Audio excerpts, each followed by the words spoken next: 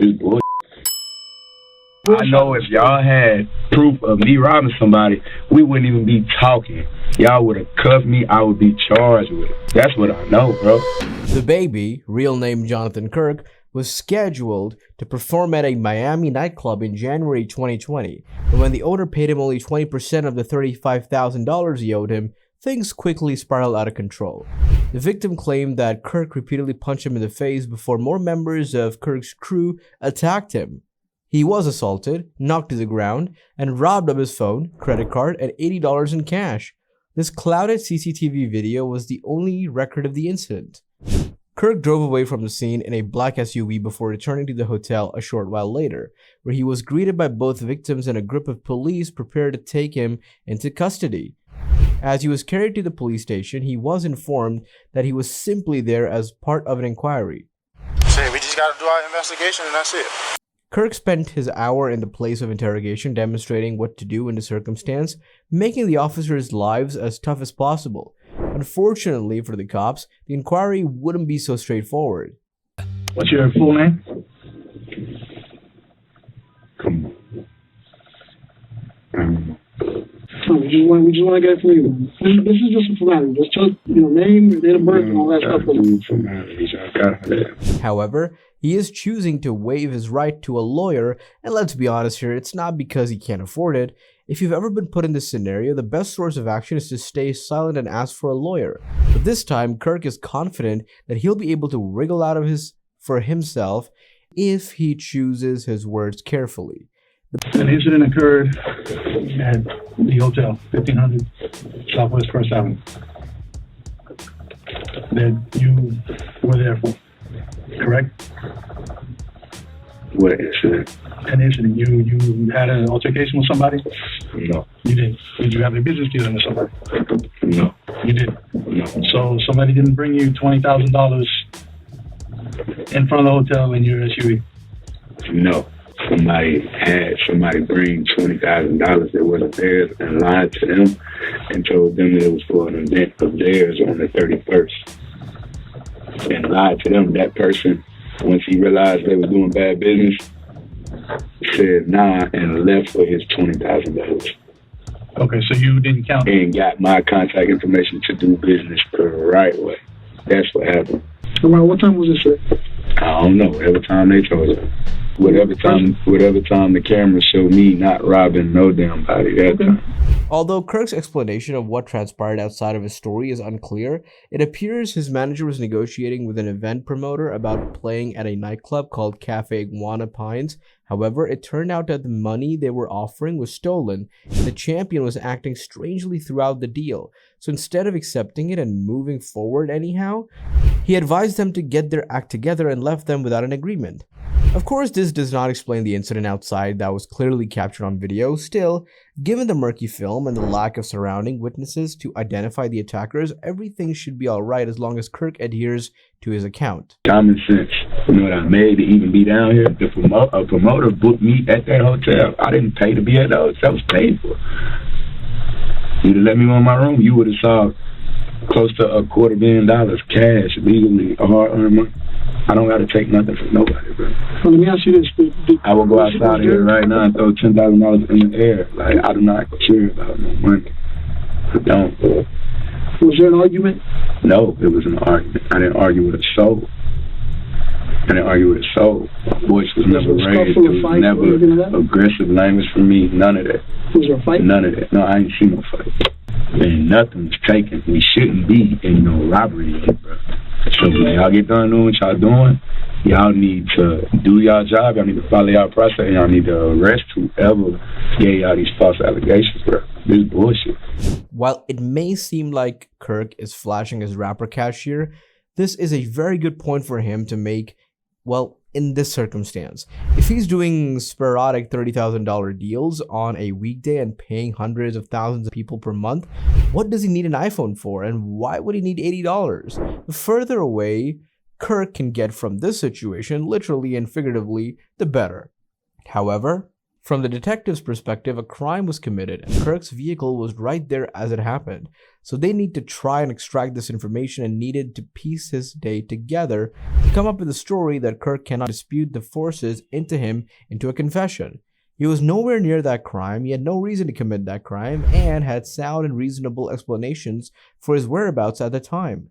When I encountered you in the hotel, you came back to the concierge, the counter. Yeah. Where were you coming from at that point? Prime, whatever the hell. I went to eat. I went to get some food. Where is that? I don't remember. You don't know? No. How'd you get there? In the car. What kind of car? Was it a car you drove? Somebody else drove? An Uber. An Uber? Yeah. What kind of car was it? Small car, SUV, truck, what? I don't know. Let's talk about what matters. That's why we're here. Let's talk about what y'all need to get me about this stuff.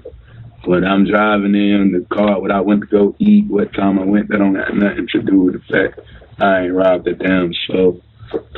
Me, nobody around me, ain't nobody robbing nobody. Let's take the word robbery out of the picture. So while we here, we taking the word robbery out of the picture. Y'all are robbery detectives. This is robbery unit. That's the second word he said. That's the second word he said when he came in here. Robbery. Come on, bro. Okay, listen. He told me he asked a question to me about a robbery when I walked in my hotel. Robbery. I had every answer to the question you needed right there. Whoa, that ain't it. That's false. Okay. Throw that out the window. We talking about robbery, bro. It's nothing for me to talk about. I didn't rob. So do you think that we just woke up this morning and decided to just... I think y'all got a phone call from somebody that's already a liar. I know they're a liar. Got a phone call from somebody that's a liar and y'all bought it. Y'all believe this. Y'all got me in here and y'all put me in handcuffs. Brought me outside the hotel in handcuffs, cameras and shit all on me. Come on, bro. This shit is bad for what I got going on. And I ain't even do shit to that, man. Even without a lawyer present, Kirk knows what to do. He has the upper hand in his interrogation and must maintain it. The police are looking for anything that could place Kirk at the crime scene, but by diverting the conversation back to what he believes is important, there needs to be a realistic way that they'll be able to get what they need. However, even though he's winning, it's still odd that he needs to ask the questions they need. If that's the case, Kirk should also be aware that there are rarely any circumstances in which defending himself will hurt his case. Still, whether it's an ego issue or simply a gap in his thinking, it's evident that he understands exactly what to do in interrogation and has clearly spent time learning what to do. Although Kirk will start completely dominating the question, he still wins it. We talking about criminals. When I do business, it's legally binding. It's legally binding. Everything I do, you have to sign a contract. You got to sign a contract. Okay, it's a contract right now. The whole incident happened and nothing went wrong. Nothing happened. There was no... Not to my knowledge. There was no fight. There was no scuffle. There was no... I ain't fighting nobody. But y'all know it's too much. Y'all know too many lies. You get what I'm saying? That's why y'all got to move backwards like that, bro. Like you're saying that they're lies, but you don't know what we have or don't have. Okay. I know if y'all had proof of me robbing somebody, we wouldn't even be talking. Y'all would have cuffed me. I would be charged with it. That's what I know, bro. That's what I know. In this instance, it is unquestionably true that if the police are questioning you in an interrogation room and accusing you of a crime rather than charging you right away, they most likely lack the information necessary to do so. In most cases, an interrogation is only conducted to elicit a confession when the evidence is insufficient to convict you without difficulty. However, there are a few other niche scenarios, like trying to ascertain the facts of the case. Although it's frequently very simple to determine why you're there given what you know about the incident and the questions they're asking, cooperation has a lot of merits if the police can prove you did what they claim you did. If they can't, stay silent and request legal representation, especially if you're innocent. I ain't know your side of the story. My side of the story is I ain't done that. I don't have a side of the story because I ain't done nothing to nobody. Bro. So that's what I was and before something could be done to me, happened, right? And before something could be done to me, I realized I was dealing with bad business, and I removed myself from it. What? Why you say it was bad business? I already told y'all that. You want to rewind this? You know, rewind it, bro. I already told y'all, bro. My story not gonna come out different no matter how many times I say it, bro. It's not, bro. It's right here. So you press stop and rewind and play, you're gonna hear. Why I said it was bad business, bro. Come on, bro. This nigga blowing my phone up all day, all night. He needed my help for his event. He already was in deep water because he's already doing, and I see why, he's already doing bad business. You see what I'm saying? He has an event that wasn't going to go as planned. He needed me to make up for that. He needed me to cover his ass, so he brought in another person, lied to him, swindled him. He thinking he coming to book me for a whole different event, and they tricking him, got him paying me to come do a walkthrough tonight. Come on, bro. These niggas full of shit. And matter of fact, check them cameras. Y'all got crime scene investigation unit out there, check the cameras. See him meet up with somebody else in the lobby. Ask him, hey, who's that? Ask him. Follow up on what I'm telling y'all. That's what we're trying to do. At the end of the day, I would expect people to act on common sense anyway. Protocol, the detectives leave the room to think about their next move outside. This is also frequently done as it gives the suspect time alone in the room to sit and become anxious. The police have realized that they're not getting anything out of him for now because he has already given his side of the story and made it clear that it won't change, no matter what they say. In many circumstances, it may be a difference between getting past a suspect or not, but in this instance, Kirk just closed his eyes and slept off. This dude doesn't seem to give a damn.